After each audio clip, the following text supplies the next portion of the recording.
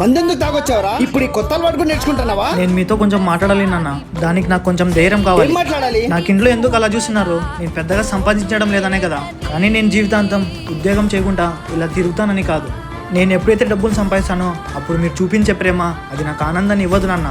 ఎందుకంటే మీరు నాకన్నా ఆ డబ్బుకే ఎక్కువ విలువిస్తారని.